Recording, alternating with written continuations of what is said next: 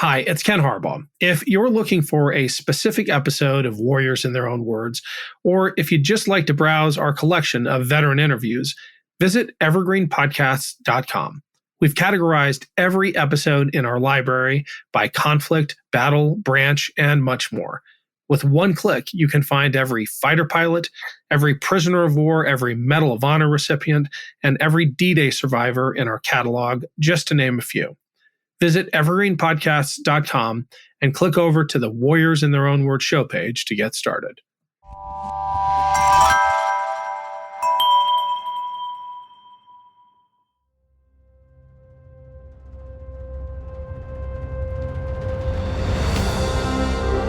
I'm Ken Harbaugh, host of Warriors in Their Own Words. In partnership with the Honor Project, we've brought this podcast back at a time when our nation needs these stories more than ever. Warriors in Their Own Words is our attempt to present an unvarnished, unsanitized truth of what we have asked of those who defend this nation. Thank you for listening, and by doing so, honoring those who have served. Today, we'll hear from Lieutenant General Harry Kinnard. In this special episode, Kinnard explains how he helped develop the Airmobile concept and how it played out during Vietnam.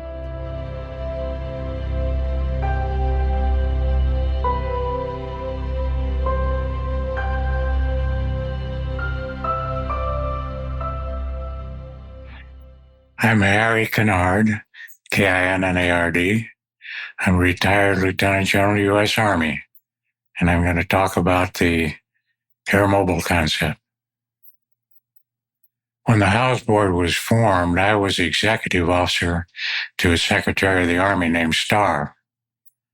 But I had just been nominated for my first star, Brigadier General, and I was actually asked to be a member of the House Board. I was invited to be a member when they were formed.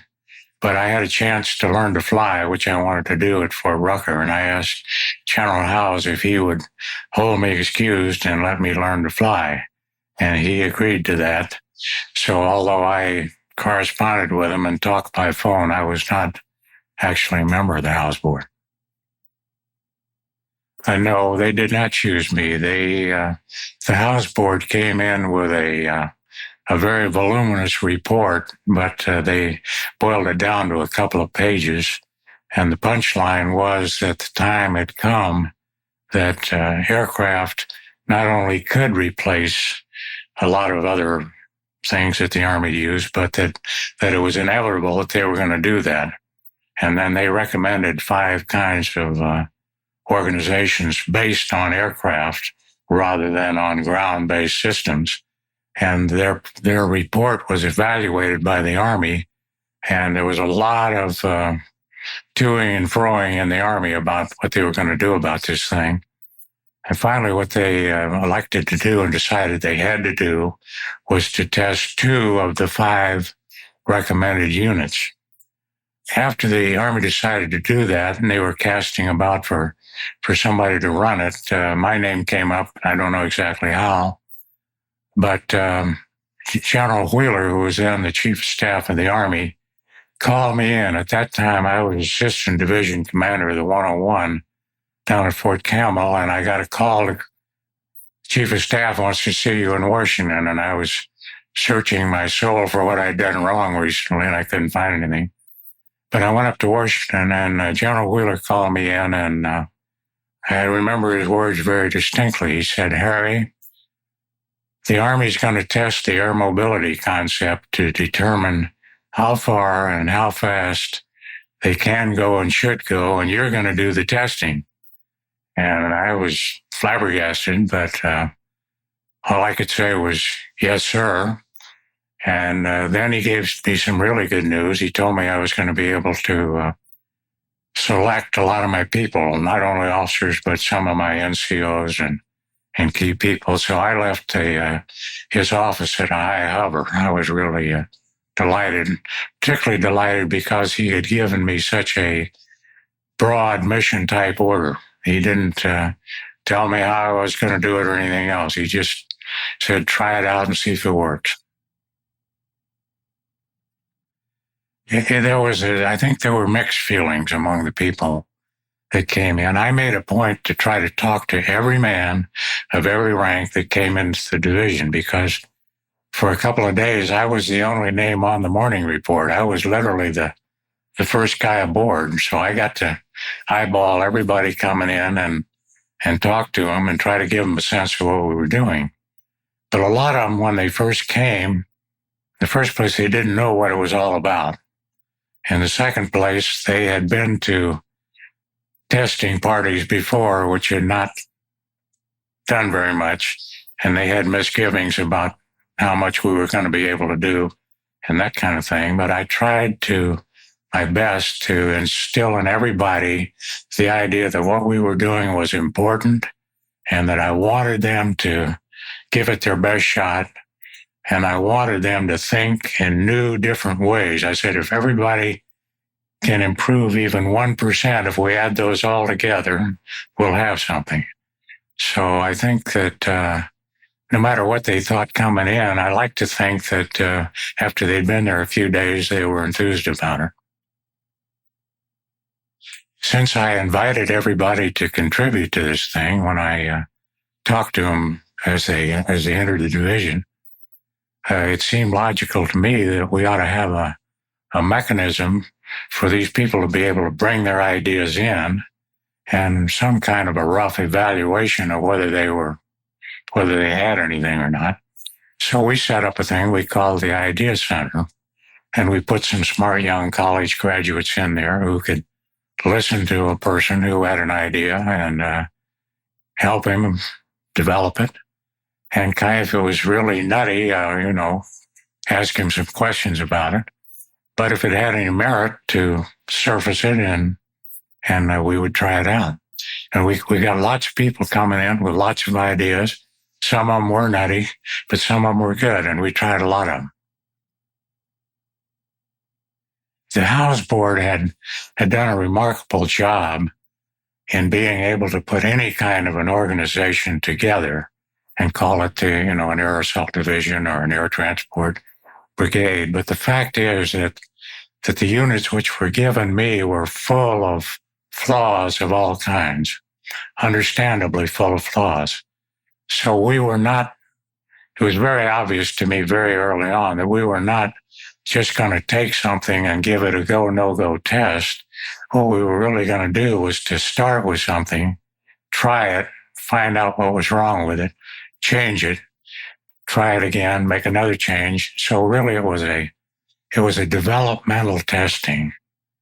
And I coined that phrase, developmental testing, because that's really what it was. We did a great deal of development, things that simply they didn't exist, because the idea of using aircraft to fight with didn't exist. It was a new idea. It was not just different in degree, it was different in kind. It was brand new. I mean, we were the first unit in the whole world that was trying to use aircraft as their principal method of doing everything. See, before that, everybody had used aircraft as an adjunct, as a supplement. But this was new. With us, it wasn't going to be a supplement. It was going to be the thing. So that called for all kinds of developmental work. And it also called for a state of mind. It called for beginning to think in airmobile terms. And the more we used it, the more we did develop what I call an airmobile state of mind. Because instead of thinking in terms of miles, you began to think in terms of minutes of flight time. And instead of thinking of roads and bridges and railroads and rivers and so forth, you began to think of flight routes and altitudes and escort and that sort of thing. So it really was an airmobile state of mind, and it took a lot of doing to develop it. So all the time we were holding brainstorming sessions, and we were trying to go back and refight World War II battles, but using helicopters and doing everything we could to begin thinking in a new way, so that we could really wring this thing out and find out how good it was and and what the Army ought to do with it. In some ways, it definitely was cavalry revisited, because you see, when the cavalry meant men on horses, they had a mobility differential over a man on foot. They could move faster and farther. But then in the era of the motor vehicle, there came a time when cavalry did not have a mobility differential over the other people in the other arms. And so we really didn't have a true cavalry in the sense of somebody who could move faster and farther. But when we got the helicopter, we could do that again. The helicopter could move faster and farther and less impeded by obstacles than anybody else. And therefore, it could be a true cavalry again. But it was a lot more than that, because it also allowed you, for example, to move artillery to places where artillery had never been before. It allowed you to have a different kind of artillery, rockets instead of tube artillery. Most of all, however, the important thing about air mobility was it allowed you to focus on the enemy. You no longer had to fight the terrain because you were overflying the terrain, and you could go right at the enemy. To me, in my mind, that was the most important single aspect of air mobility, because you could move faster than any enemy, any kind of land force. And in almost any type of terrain, it was impossible for him to really break contact in a permanent way. Now, the people that we were fighting in Vietnam were probably the best at that of anybody in the world.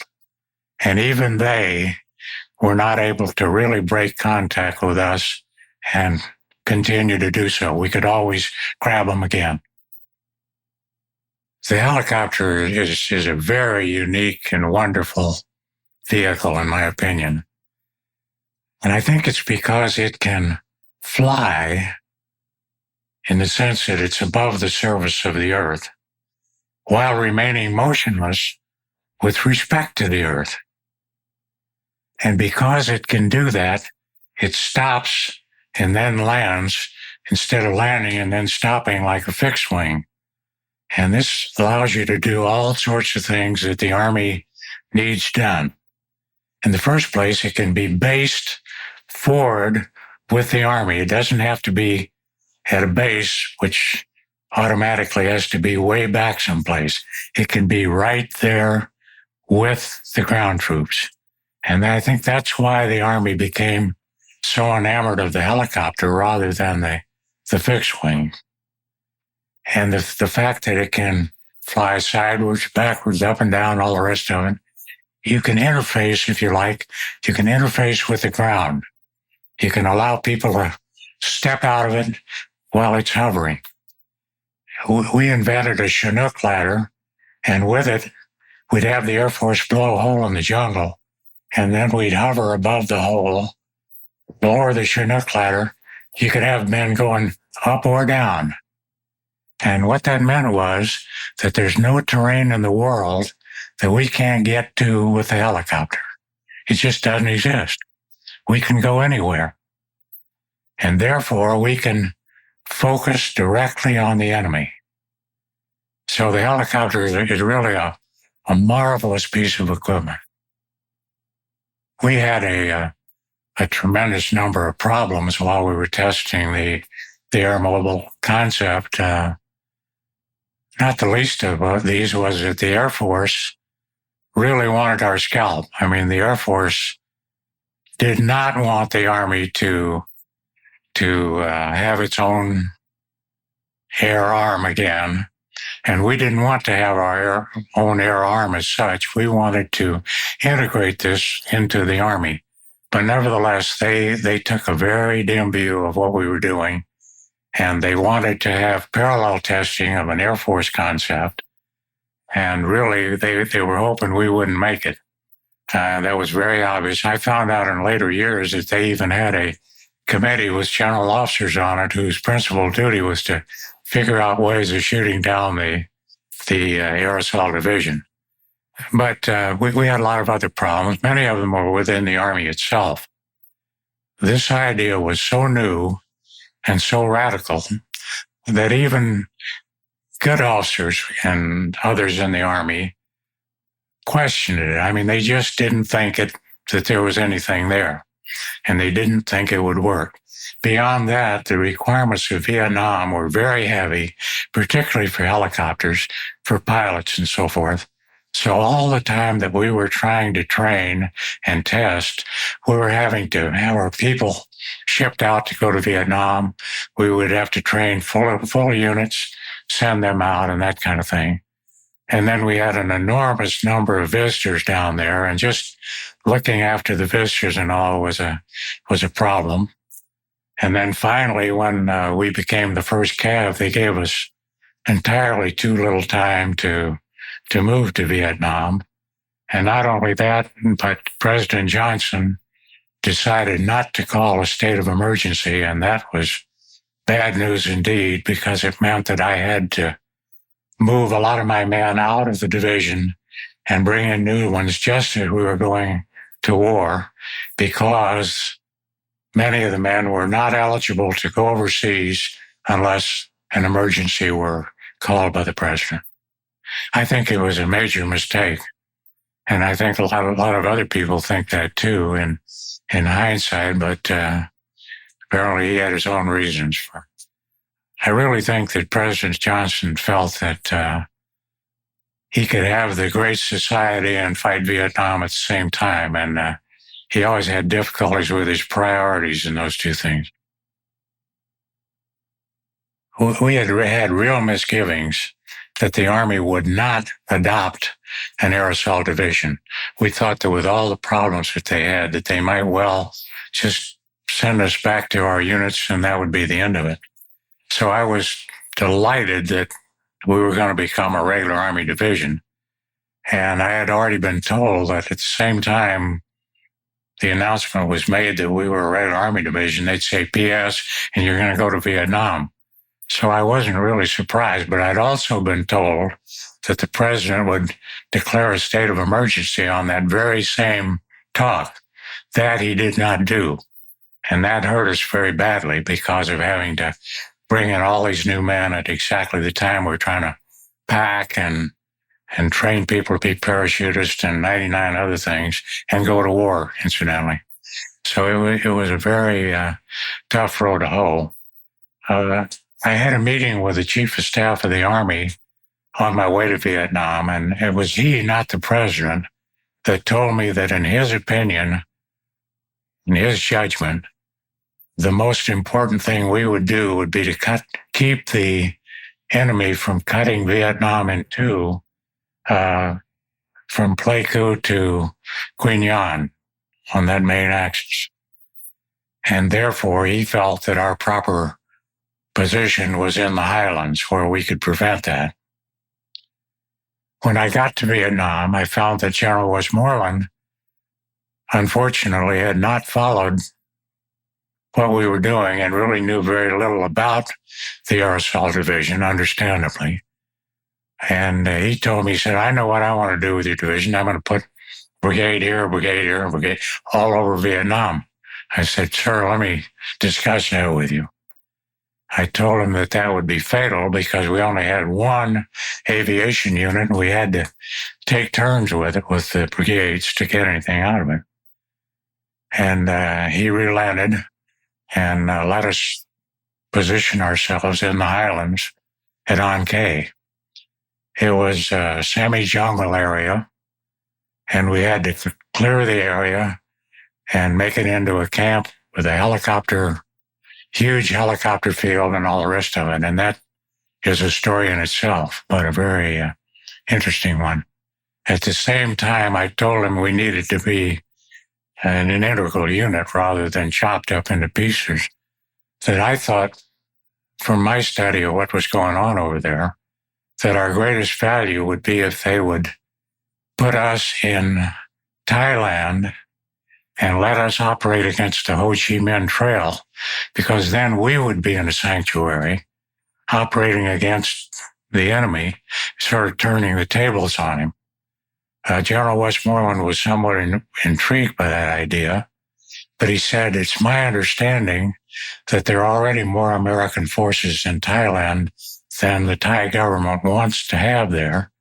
However, I'll let you go talk to Dick Stilwell, who was Compass McTighe at that time. I did go and talk to him, and he confirmed what Westmoreland had already said, that not no, but hell no, because there are just too many Americans here already. So we were not able to do that. But I still think from a theoretical point of view that it was kind of a neat idea. I had 434 helicopters, and in addition, I had 6 Mohawks out of 30, which I had had during the testing of the 11th Air Assault. But the 24 armed Mohawks had been stripped out as a appeasement, if you like, to the Air Force, because they took a very dim view of us having armed fixed-wing aircraft, organic within an Army unit. So we lost the 24 armed Mohawks.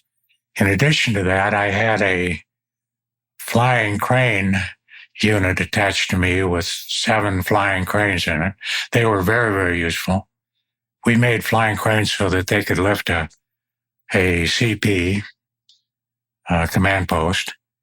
We had a surgical unit that could be lifted by the flying crane, communication pod with all sorts of radios and so forth. And so it was very, very useful to me.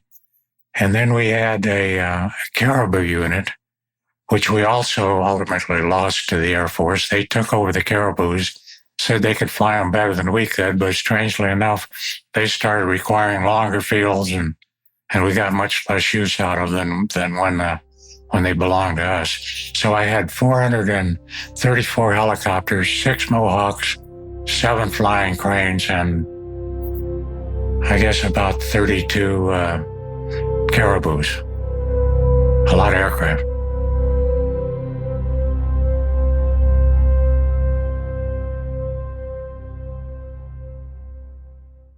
Welcome to Anthology of Heroes, the podcast that explores the most pivotal moments of history through the eyes of those who lived it.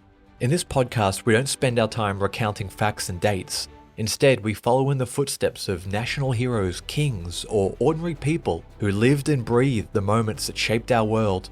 We're not hemmed in by eras, borders, or religions. Instead, we seek out the tales of those who defied the odds and fought passionately for their beliefs. Whether they're right or wrong is up to you to decide.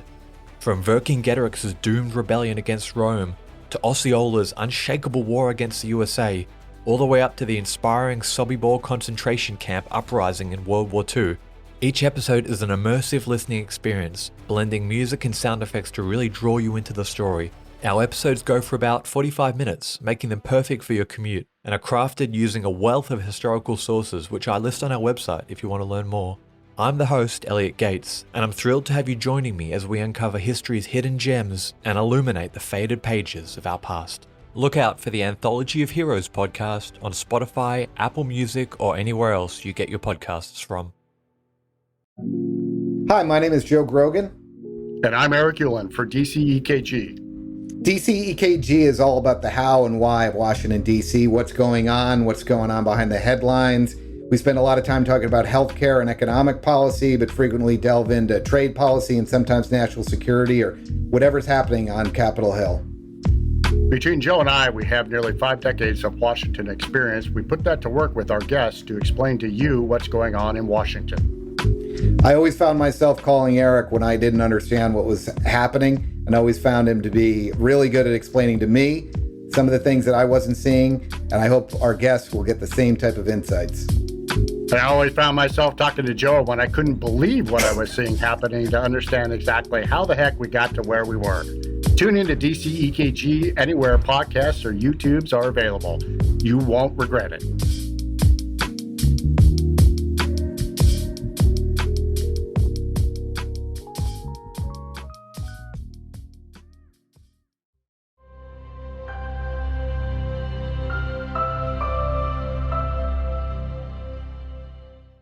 First of all, the play coup campaign came very, very quickly after our arrival in theater. It was like a month after I said we closed into Ankei and were ready to fight. Well, we were ready to fight, but if I'd had my way, we'd have had a little longer before we had a major fight like we had in the play coup campaign. But the play coup campaign was 35 days of continuous movement, searching, and fighting with the enemy, of which several of the engagements were very heavy engagements, particularly X-ray in Albany, but lots of others. And there were all sorts of things that came out of it. A major question about an air assault unit had been sustainability. Could we keep moving? Could we logistically supply ourselves? Could we keep the birds flying? The answer was yes to all of those questions. Now, I have to digress a minute here. I told you earlier that General Westmoreland and some of my other bosses had trouble understanding how we were supposed to operate. We were not supposed to use our heavy helicopters and our caribous to fly all the way back to the ports and bring stuff up to us. We were supposed to use them from forward airstrips to our own units. That's the way they were intended to be used. But since my bosses didn't understand that, in the early phases of play coup, I had to use my caribous and my Chinooks to go all the way to Trang or wherever to bring stuff up. So I was doing the wholesale hauling that the Air Force should have done during the first days of this, in addition to the retail hauling to my own units. But finally, I kept yelling at these people and finally got them to understand how it was supposed to work. And then the Air Force cut in and they began bringing stuff up. And then I began to use my Chinooks and caribous the way they were supposed to be used. And we sustained ourselves beautifully. And even though we had helicopters hit, and even though we were trying to pursue this enemy as fast as we could, even if we flew the helicopters right into the ground as far as maintenance was concerned, the fact is we were putting more birds in the air at the end of 35 days than were going down. We were on a upsweep again. We had contact with the enemy every one of those 35 days, which was unheard of in Vietnam. So we found out that our cavalry particularly was able to find the sky. We found that our artillery was wonderful because we would always put our tube artillery down before we would put a unit down to search. And for example, it's very lucky that Hal Moore had 2 batteries of artillery already down and able to shoot for him before he ran into a hornet's nest. And part of the problem on Albany was that, for reasons which I still don't know, the batteries were not firing ahead of the unit as it went through the jungle so that they could quickly call on artillery fires, which was another thing that we did, was to drop artillery rounds ahead of a unit as it moved so that if they got into contact, they could very quickly call in fires for effect. Communications over a very, very wide area were all you could possibly want. We would use caribou full of radios like a poor man's, satellite. We didn't have satellites in those days. We had a caribou which we called a talking bird. The talking bird looked like a porcupine in the back with all the antennas sticking out where the ramp was down. And it flew around, and it was the poor man's satellite. And we could bounce signals off of that and down to our units because, you see, our area was an enormous area. My one division had an area of 22,500 square miles. Now, the country of Holland is 13,000 square miles. We had an area of operation almost twice the size of the country of Holland. No other division in the world could have operated over that kind of distance. But we did it, and we did it on a regular basis. There's one thing I'd like to add about the Pleiku campaign. It really matched the 1st Air Cavalry against a reinforced division of the enemy, of which most of the units were North Vietnamese regulars. And we not only whipped them, but we chased them back into Cambodia with very heavy losses. The estimated killed alone were like 1,800 people, which is a lot of casualties. At the end of that campaign, as they went across the border into Cambodia, I asked for permission to follow them into Cambodia because I wanted to really put them out of the war. I got approval in Vietnam to do that from both Westmoreland and from Henry Cabot Lodge, who was the ambassador at that time. It went back to the States and it was disapproved. We were not allowed to cross into Cambodia. And so the net result was about 5 months later, these guys had brought a lot of new men down the trail, retrained, and here they came again. Instead of being put out of the war, we had to fight them again. So that was the nature of that war over there.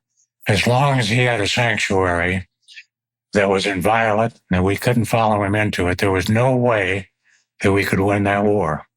I think he was smart enough to see that. And he knew all he had to do was to hang in there long enough, and we were going to have to call it quits. I thought it was a very serious mistake, and particularly that they would overrule the people on the ground. I thought that was a very serious mistake. But I knew enough about guerrilla warfare to know that if the guerrillas have a sanctuary, and if you're not allowed to go get them in the sanctuary, it's exactly like trying to play a football game and somebody tells you can't go across the 50-yard line. There's no way you can win. The best you can hope for is a scoreless tie. You know, General Giap once said that a democracy is unable to face an ambiguous challenge. And I think that's exactly what he presented to us. I mean, it was not a direct threat to the United States like Pearl Harbor or something. It was, it was way over there somewhere and not a real threat to the United States. So he had that right, unfortunately. We don't know how to face an ambiguous challenge. We still don't. Operation Measure White Wing was the second large operation in my division in Vietnam.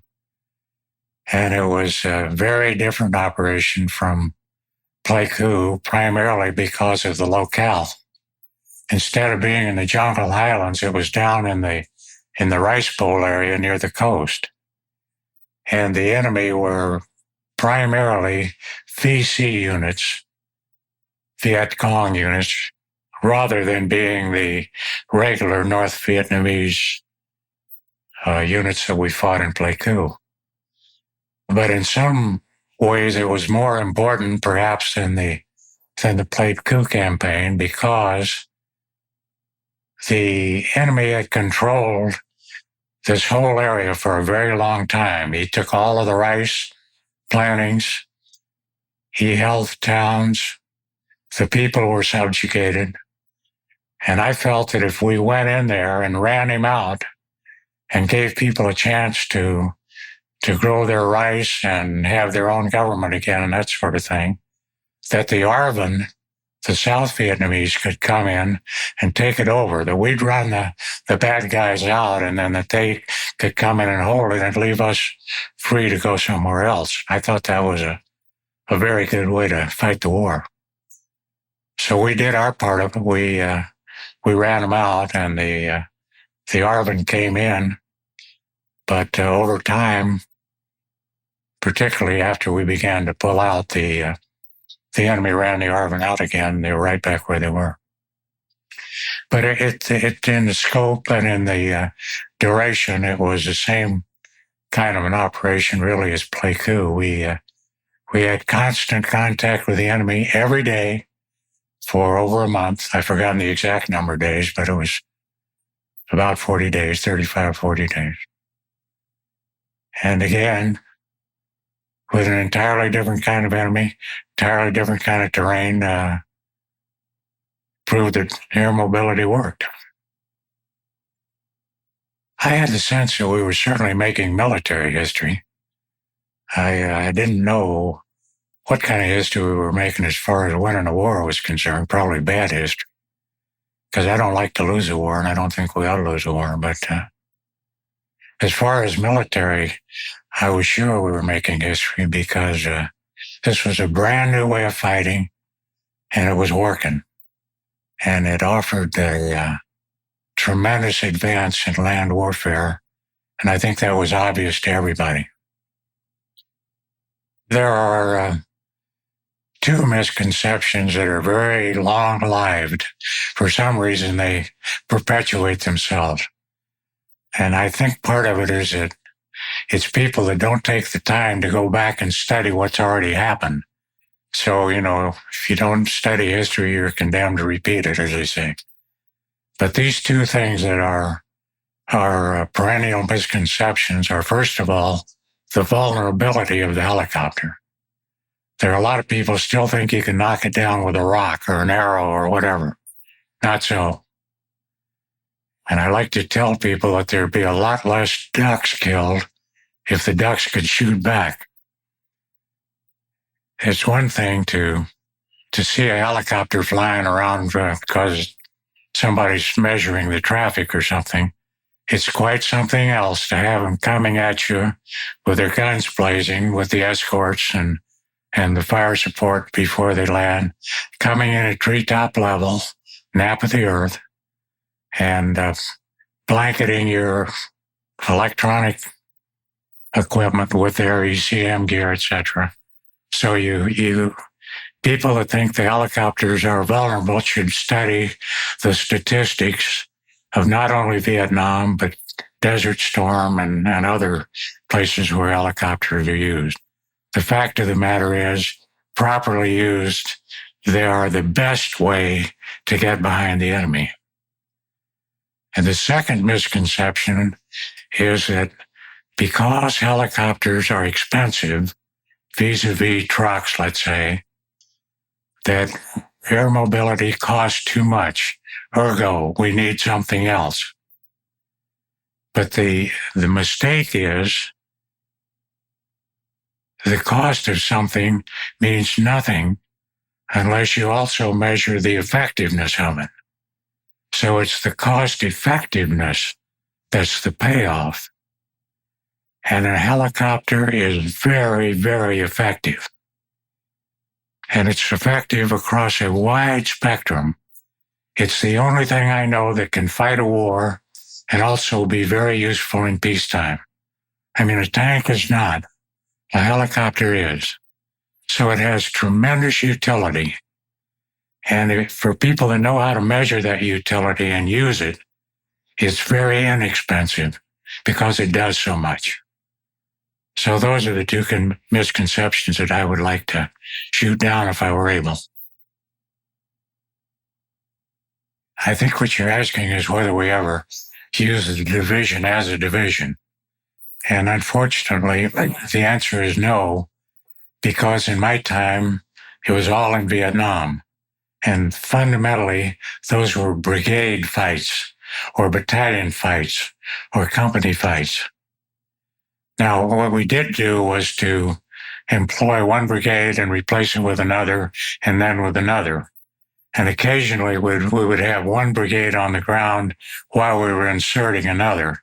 But fundamentally, we never had more than two brigades involved at one time. And no, we never did bring all of the division together because we never really had that kind of a target. And the biggest target that we ever had at one time was in the LZ X-ray, where Hal Moore had his big fight. And we introduced additional battalions. But you see, even with them in there, we were not at a full division. Now, there were times when the full division was employed except for those forces that were at on-K, refitting, retraining, and guarding the base, where everybody was out doing something, but they all weren't all doing something to the same guy at the same time. I mean, one of them would be working in Happy Valley trying to subdue the VC. Another guy would be searching the jungle for VC or whatever. So they were scattered all over the landscape. I've read that because we killed a lot of enemy and the ratio of our casualties was something like 10 to 1, which I don't like those ratios, but that's about what it was. That the theory apparently developed, certainly not by me, was that, you can attrit these guys. And you kill enough of them, they'll say uncle. I think that's dumb myself, but I've read that became a policy, but I have no personal evidence that it was. I think you touched on something without knowing it, perhaps, that one of the units that the House Board recommended was the Air Cavalry Combat Brigade. Now, this was a unit where everybody had a ride to work. Everybody had a place in a helicopter. And the idea was that they could do a lot of their fighting without even dismounting. But for sure, everybody could ride at one time if you needed to do that. Now, with my division, we were not organized that way. We only had enough lift to theoretically lift 1/3 of our people at one time. And the idea was you lift them out and they do something. If they need to be reinforced, you bring the next one. But with the Air Cavalry, everybody's there at once. So it's an order of magnitude more mobile and more lethal than the Air Assault Division. Now, the Army has one of these units now at Fort Hood, and it was a tragedy, in my opinion, that it was not used in Desert Storm, because I think it would have shown the whole world how good they can be. We found that the enemy in Vietnam was very frequently fortifying the bottoms of hills, facing out. The hill was here. They were all around it, facing out. So if we came in this way, it was bad news. But if we landed on top and went down, we came in their back door because they were facing out this way. So we started landing on the tops of mountains. Now, nobody else can do that. I suppose theoretically you could drop paratroopers, but I was a paratrooper. And the problem was you have to assemble after you jump. And for example, in Normandy, when we landed in the hedgerows at night, it was terrible trying to just get together. With a helicopter, you have a full squad right there together, or a full platoon in a Chinook. Now, the other thing, we started putting artillery right on the tops of mountains. They could fire in every direction. No other artillery in the world can get up there, let alone bring ammunition to them. So it just opens up all kinds of new vistas. And one thing that I liked about our testing was that we were free to just try all these things. And every day we learned something new about the helicopter. As the Cobras reached Vietnam after I came home, I went back to Vietnam, not as a division commander, and they were there and they were very much liked. The good thing about the Cobra was that they were designed from the ground up to be a gunship, to be an attack helicopter. The good thing about the Huey Bravo was that if you took the weapons off, you could use it for a lot of other things. You could use it for medical evac, hauling equipment, hauling troops, put radios in it, you name it. You can't do that with a Cobra. Just as in the Air Force, if you design something to be a fighter aircraft, you can't transport troops in it. But it's a better fighter. So that's what the Cobra was. It was a better attack helicopter, had better armament. It was tougher, it was harder to bring down, and so forth. I'm often asked, what came of all this? And my answer, what came of all this, is that in Vietnam, the reason that we did as well as we did do was primarily because the whole army in Vietnam, in effect, became an air-mobile army.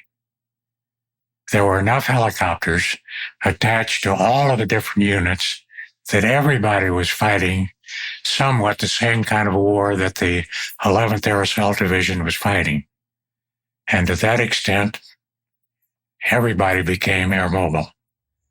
Beyond that, in the years since Vietnam, we have, first of all, an aviation branch within the Army. We have an aviation brigade in every division in the Army, whether it's armored, infantry, mechanized, you name it.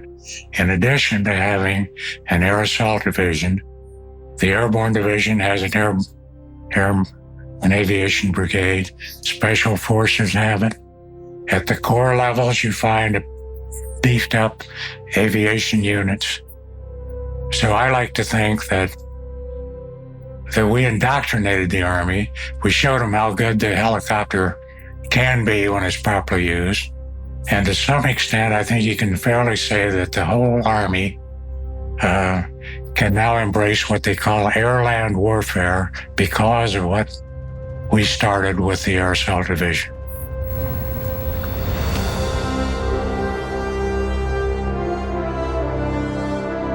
That was Lieutenant General Harry Kinnard. Thanks for listening to Warriors in Their Own Words. If you have any feedback, please email the team at kharbaugh@evergreenpodcasts.com. We're always looking to improve the show. And if you enjoyed this episode, don't forget to rate and review. Warriors in Their Own Words is a production of Evergreen Podcasts in partnership with the Honor Project. Our producer is Declan Roars. Bridget Coyne is our production director, and Sean Rule-Hoffman is our audio engineer. Special thanks to Evergreen executive producers Joan Andrews, Michael DeAloia, and David Moss. I'm Ken Harbaugh, and this is Warriors in Their Own Words.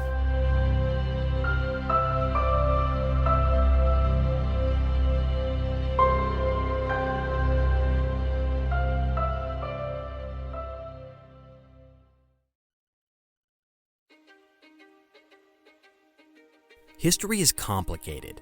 The story of human progress is long, messy, and riddled with controversies big and small. On Conflicted, we dive headfirst into history's most infamous events and contentious figures. We try and untangle the good from the bad, the fact from the fiction, and the monsters from the misunderstood. Was Genghis Khan a murderous butcher or a civic pioneer? Did the Allied powers go too far in firebombing the German city of Dresden at the twilight of World War II? And how did the Marquis de Sade acquire such a sinister reputation? And was any of it true?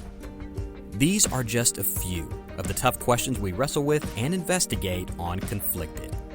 So if you love history or just enjoy a good story, please join me, your host, Zach Cornwell, for a fascinating new topic each and every month. Conflicted, a history podcast, is available on Spotify, Apple, or wherever else you get your podcasts. I hope to see you soon.